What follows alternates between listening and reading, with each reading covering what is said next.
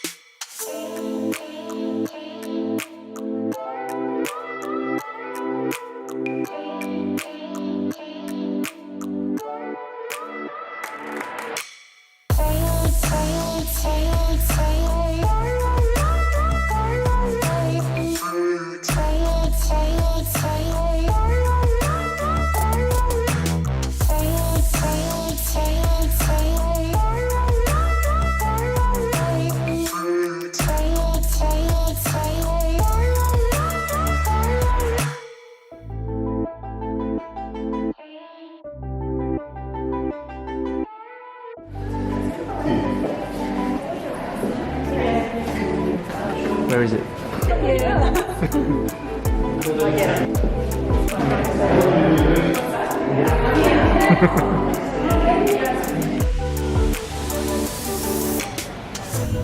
Hi guys, it's Matt and Dawn from Tea Angle, and we're here today in Melbourne to check out a couple of tea events that have been just so happen to coincide all in these last couple of days together here in Melbourne.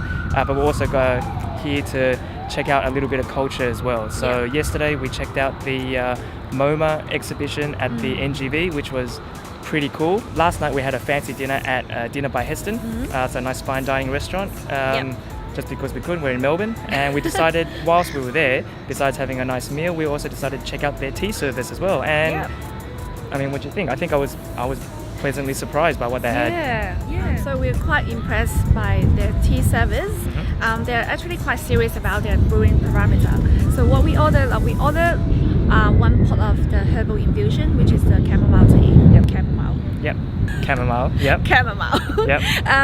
And another one is the dragon well green tea. So when we asked for more hot water to get the second infusion, they actually brew them in a different temperature. So you said you brewed it at different temperatures? Yeah, so all of our herbal infusions are brewed at 100 degrees.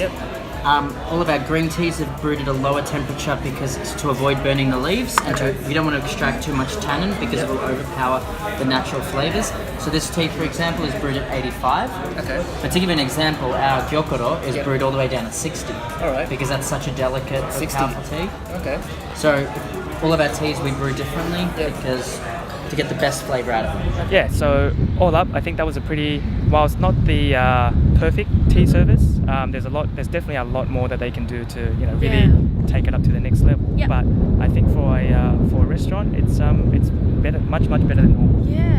I mean, there's a few other restaurants that we've been to. We've looked at the tea menu. It's pretty bland. It's pretty not that impressive. This one at least had a few different varieties. Different types of green teas from different sort of regions.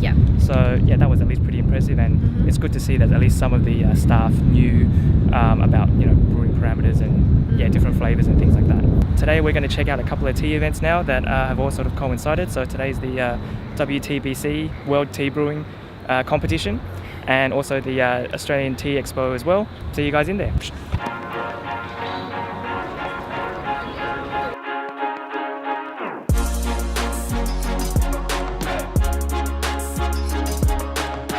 What do you got here? That's a 50 years old raw pu'er. In terms of health properties, I mean, it depends on how you phrase it, which language you're using. That's like from 1968.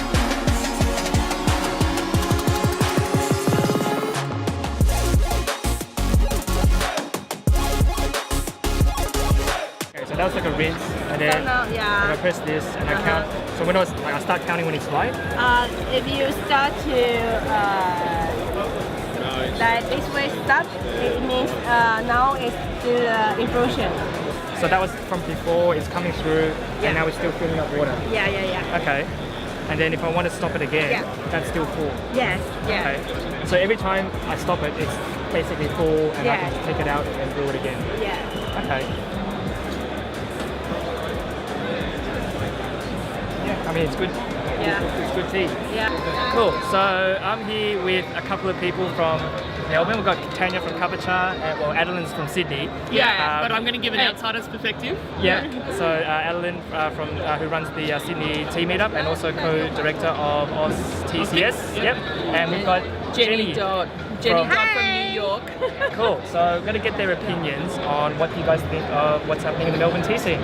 Yeah, it's sort of the tea cafe scene sort of quietened down. It was struggling a bit, but there's been a couple of new ones opening. We also have a lot of private, like little pop-up sessions happening, which is good, and tea meetup groups. It is growing. It's still growing. It's sort of growing in a different way now from the whole tea and food cafe scene. Do you think the undergroundness is a good thing or a bad thing? I think it's good. It's very Melbourne. It doesn't work unless it is. Yeah. How do you feel from a New York perspective, like that undergroundness?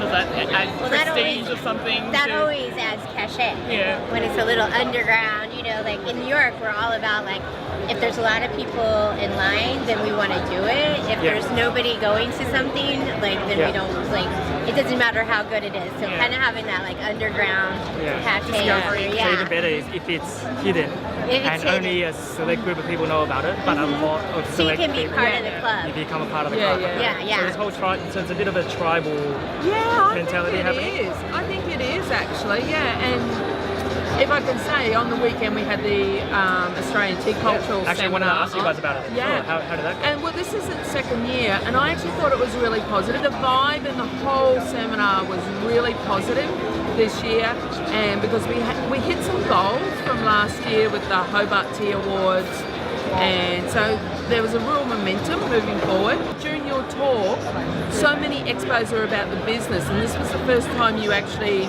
been at one. I really like that people came, that you have like a culture or a focus on coming together to really talk about what the experience of having tea is and to glorify that part of it. When I was last in Nepal, is that one of the tea producers, we were having this discussion, and he said something that really stuck with me, is that he's like, it's so different. Like when I go to visit tea people, it's like I become part of their family. And you don't have that same relationship with your banker.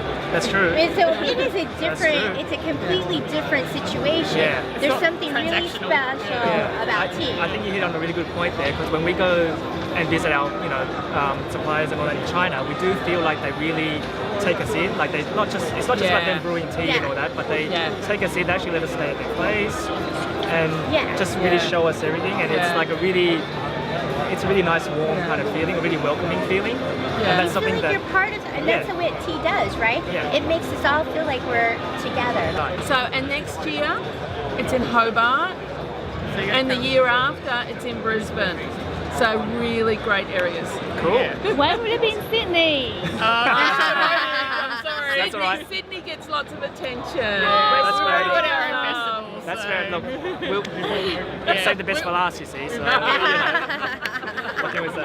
But that's cool. Okay, so from the way you guys see it, tea in Melbourne is kind of, when we say underground, it's not underground. No. It's now a little bit more tribal. Just like everywhere as well, there are tea drinkers, but there are also people who are interested in craft, and whether that's craft beer, craft coffee, or whatever. They're actually the people who are better at, getting into that craft tea area, and I think Melbourne's very good at fostering that. So Leftist tea, it's like we've done all that. What's tea? But we unexplored. grandma's craft. we do have a couple of chefs and tea sommeliers in our group, so there you go.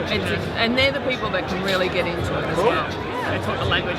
Great, so it's good to know that it's still here. It's still there. While Just a little... I live and my heart is still beating and breathing, this body, it will be here. So you heard that. She is tea in Melbourne. There you go.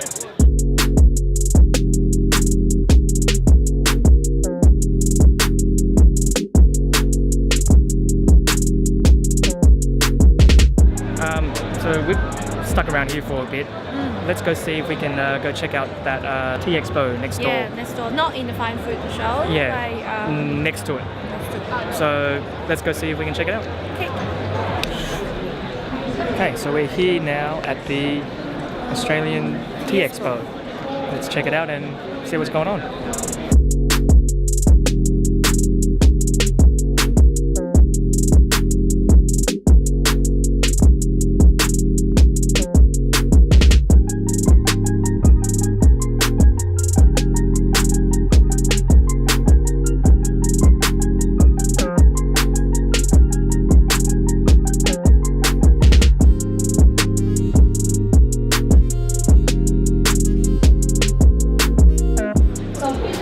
What do you think? Like what, the tea or the show? The expo. Or Adeline. Hey. Hey, guys. What do you think? The Tea Expo. It's a little bit downbeat at the moment, but I've had a couple of good conversations with some people, so I guess that works. It's good to know. Yeah, it's quality conversations, I guess.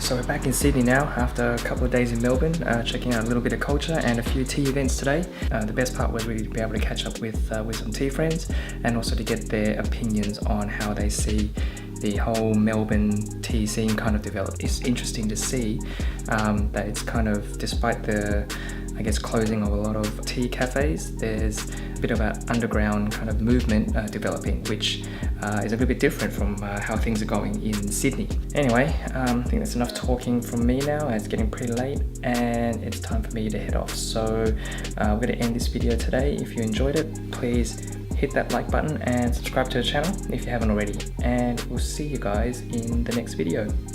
Bye.